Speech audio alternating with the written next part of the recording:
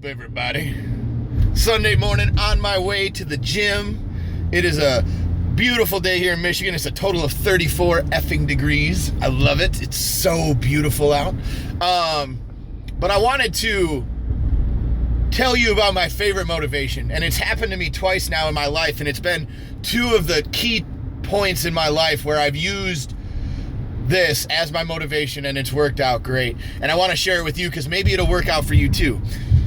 When you have something that you really want to do, how many people truly believe in you? And the answer is practically zero, right? Because again, and I've said this before and you guys have heard me say it, is it's your dream. Who gives a damn what anyone else thinks of? It's your dream. Like, they're not going to get you. They're not going to understand why you want it as bad as you want it. They're never going to understand why you think it's worth doing to the degree that you're doing it at. Like, you're never going to understand that. They're never going to get that. So don't try to fucking explain it. If it's something that you truly want to do and you truly believe in and you truly have a passion to go do, then do it and don't give a damn what anyone else says. This world and this fucking country is so full of mediocre bullshit. It makes me sick to my stomach.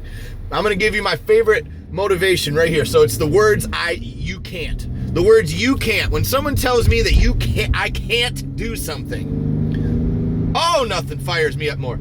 It's happened 3 times in my life, guys. The first time was I was in college and it was a bodybuilding show, right? Everyone was always like, oh man, you can't do it. You're not natural, blah, blah, blah. I was like, fuck you.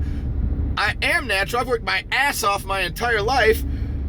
You're ignorant. And not only am I going to do it, but I'm going to do it to the fact where I'm going to go out and win my first show and there ain't going to be shit you can say about it. Now, does that just mean I showed up because someone told me? Hell no. I grinded and I worked my ass off. My entire life I had worked up to that point. I had worked out. I had lifted weights. I had gone through trial and error. And then my first show, guess who stepped on stage and won? Passed my drug test.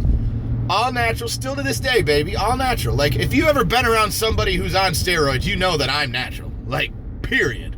If you've ever actually been next to somebody who juices properly and combines it with nutrition and who works out and is a 275-pound muscle-bound monster with 8% body fat, I look like a dwarf, okay? Like, you can tell the people who are and are not natural. It is very simple once you've actually been in the business. But that, I remember guys getting that all the time. You're not natural. You can't do a show. You would never win. Fuck you. I can't. Tell me I can't again. What did I do? I stepped on stage, won that shit. Same thing with YouTube, guys. YouTube, same thing. You're 28 years old, 27 years old. You're too old to start a YouTube channel. The market's already saturated. Nobody's really gonna watch. You don't do collabs. You don't know anybody. Blah, blah, blah, blah, blah, blah, blah, blah, blah, blah, blah, blah, blah. First year, 8,000 subscribers, 1.5 million views. First year. I put out over 380 videos in my first year. Do the math on that. That's a lot of videos. I grinded my ass off. And then I ended up getting 2 sponsorships out of that. Cellucor and Flex Comics. Not to mention the countless other channels that I turned down and countless other bullshit that I didn't want to be a part of. But I got recognition because people saw the work ethic and the grind. And to this day, like, I'm filing my tax returns and getting all my shit square. And from Cellucor and YouTube and all my sponsorships over the last 1.5 years, trust me, I did all right. Okay? I made it. I could. So all those people who said I couldn't, it just motivated me more. The third example, guys, was the gym. Now, the gym, again, when I started, remember, I was bartending at the time, okay? I was doing YouTube, I was bartending, I was doing some personal training, one-on-ones, and then I had to start taking time off work to help out at the gym because it was just getting busier and busier and busier and busier and busier, and the workload was getting higher and higher and higher, and the amount of hours I had to work were getting more and more and more. And then I remember asking for time off, and it wasn't that people said, oh, you can't do that, like, it'll never work. But you know that kind of disbelief factor, like when people look at you and they just kind of have that look on their face like, I don't believe you can do this. I don't believe that you are capable of doing this. Because I've seen it. I've seen it so many times. Especially with the scheduling manager at the time. It was, she scheduled me anyway.